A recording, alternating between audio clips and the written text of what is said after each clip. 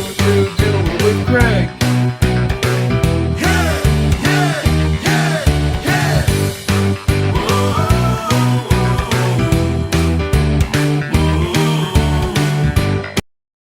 Hi, this is Craig at Craig's DIY, and we're going to talk about these 2623 Madison cars tonight. I bought 3 of them from Tony Barbera, and here's his card. And he showed me what they were, you know, beyond any way that people do on eBay. And so I knew what I was getting. And they had the original trucks, but they were missing the whole bottom. You know, there's no electric plunger, no pickups, no couplers. And he had all the vestibules, but they were all different shades. He had saved them from, you know, pre and post war. Well, that's easy. I mixed up, it's Rust-Oleum red oxide primer. I had like these old cans laying around, and they were, every can was a different shade, and I played with them and mixed them to match the original side. The roof's painted, repainted, and the vestibules are repainted. And they go together, they're going to look pretty good. And after touching up all the little flecks that were in the side with this color, I hit it with a mixture of dull coat and clear coat testers to protect it and make the sheen even. But anyhow, I'm going to put this aside, and I'm going to, the thing that I got when I got them, and he didn't notice it, because with the trucks on, these bottoms, and the shell's not on, you can't see. This is the difference. This is a post-war platform, and it takes this kind of truck. And this is a pre-war, and it's flat. So, anyhow, this won't sit the same height on the truck, on the couplers. So I took the bottom off of here, laid this out upside down, and then this is how you create the template for making a pre-war platform. But anyhow, so this is, I only got it in the right gauge metal. I had galvanized, and it gets painted black. But this blue makes it easier to see the lines and cut the fine details in it. And anyhow, this is a modern era piece, and it doesn't attach like the pre or post war. They bend, and this one screws on. So anyhow, we're going to show you about the trucks next, the pre-war trucks. And I gotta get up and get them, so cut. This is what they look like with the collector roller and electric coupler. And this is original.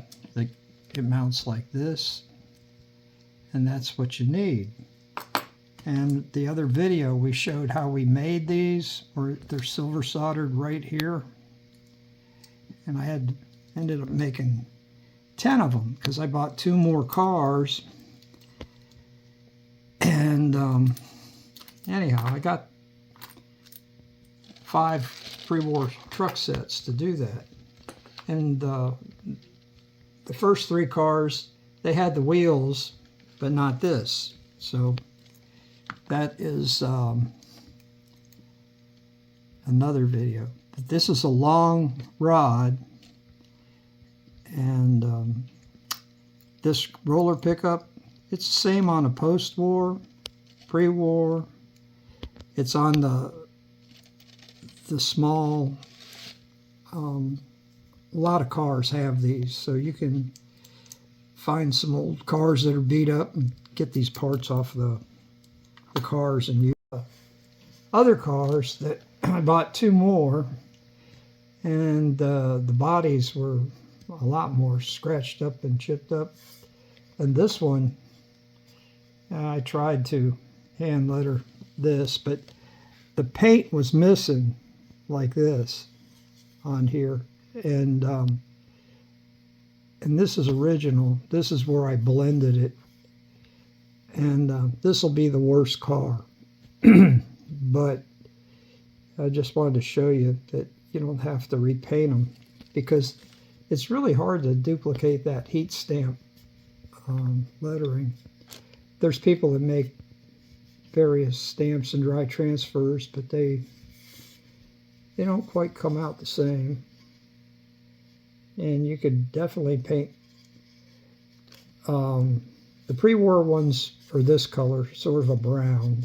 The post-war ones are more of a, they got a burgundy tint to them. And then the modern ones are a lighter shade of this. And this is the Madison style coupler, and I ended up with 5 sets of these, which you need, with this offset bar, and then this coupler goes here, and that's what mounts flat to the frame. And anyhow, we're going to show you. I took all the journals off, the wheels off, and these ended up in the tumbler. And they weren't too little bit of rust spots, but we turned them for about 10 hours and tumbled them. And there were 2 that the bluing wasn't very good, so I re-gun blued them. And then sometimes you put like 3 doses on it. You put it on for 2 minutes and rinse it, dry it. Do that 3 times, and then there's a special gun oil. And after all this was dry, I put the spray on here and wiped them dry, and they look as good as any I've seen.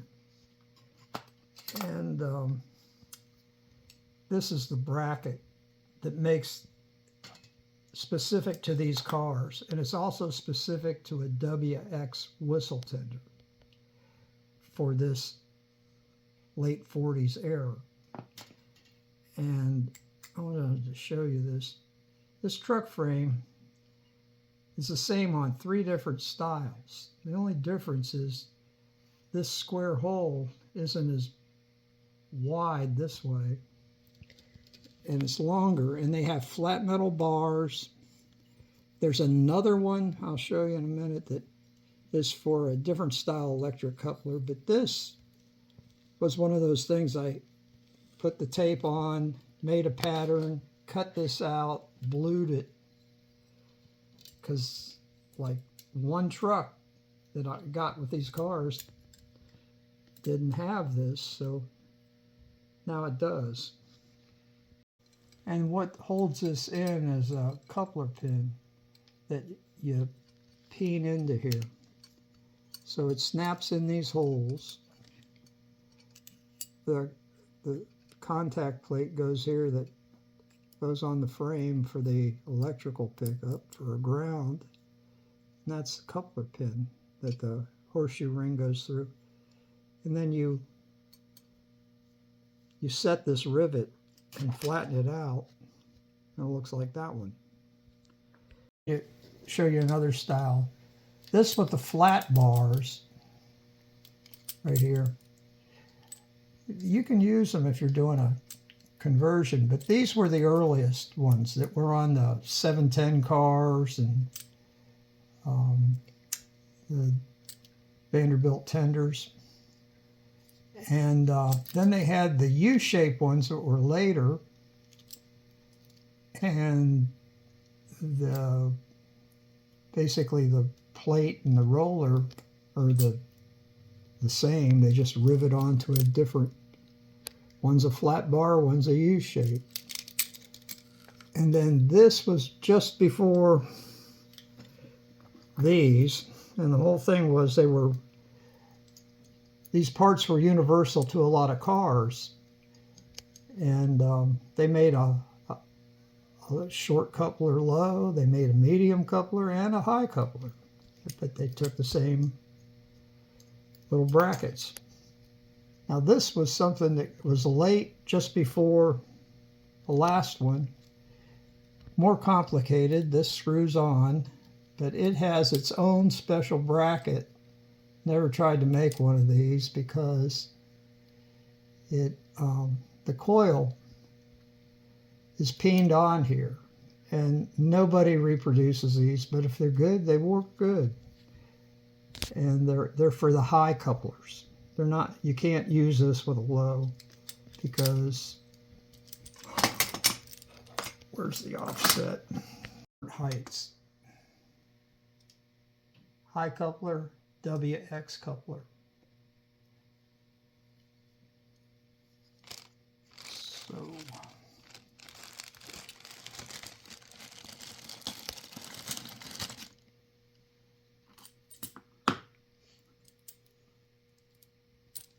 okay, so this is how we reassemble, which is that disassemble is just the opposite order. You take all these journals off, and when I took them apart, I always did it one way so that they're easy to put back, but they got two ears, but you don't have to open but the one, and I always did the bottom one. They're made out of brass, so they bend without breaking. You don't do it too many times. And the easiest way I found is you slip this under the tab and bend it up like this. And so this is the bottom, and this is the top of the journal box. So if you do them all at the bottom, it's easy, but if you start mixing them up, and I didn't overbend it, so when you put it back in, they don't fall out.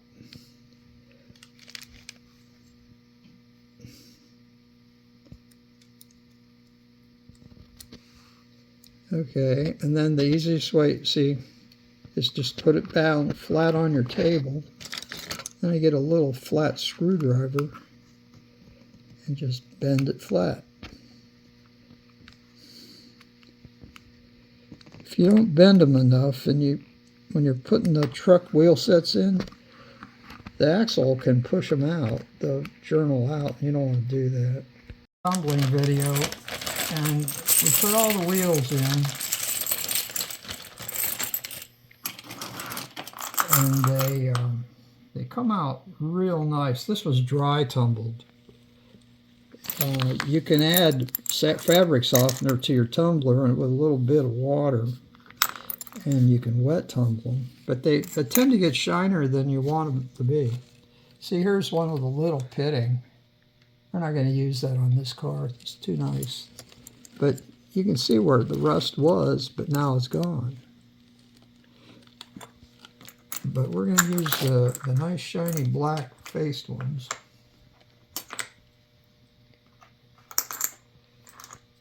We'll set these aside. We got lots of wheels because we took apart a lot of four-wheel sets. This one's not so hot either.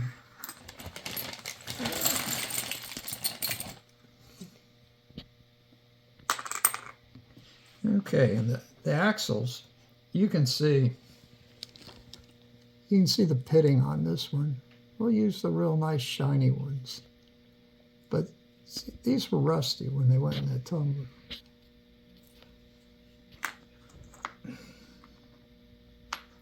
And then the axle goes on these. axles actually hold these in, and these ears are what grab the axle. The earlier ones, the wheel sets had thicker axles and bigger holes in the wheels, but they were all the same diameter. And the thing is that these things will fit both the bigger and the smaller axles. And the small axles have smaller holes here. I might want to point that out. But if you have a big holed one, the wheel still fits in it.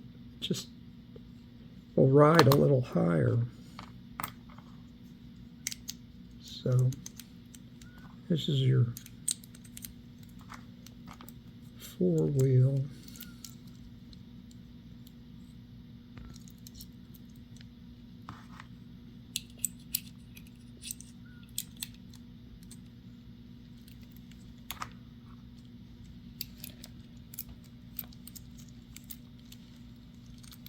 And you sort of hold it all together or the wheels will fall out.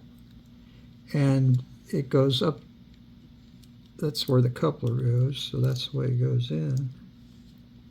And you put these in the holes, and then you squeeze them. But I had spread these, so we're gonna, there.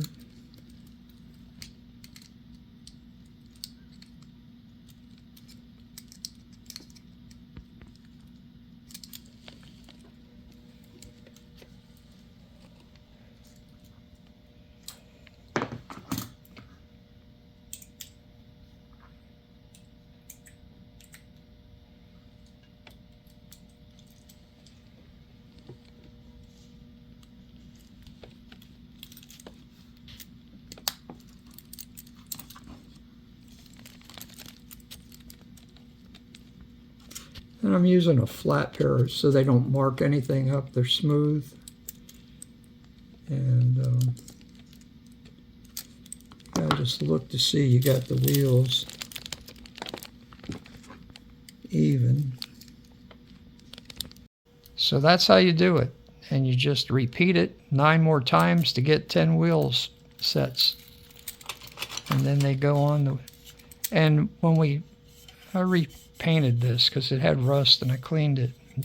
But you tape this off with a little, you cut a piece of tape. I used a washer to, the right size. And this was never painted. This so that the contact plate makes good contact and the paint doesn't insulate it.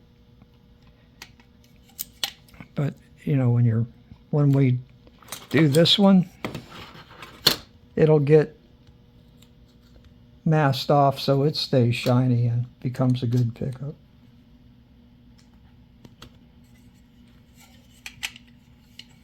And this is what it'll look like when they're finished. And there's a pin that goes in here. We'll show that. And so when the truck turns, it sort of centers it. Okay. So that'll be that for tonight, and we will show you how to do a layout for the tender bottoms. I got them ready to go, and that'll be the next video. Thanks for watching.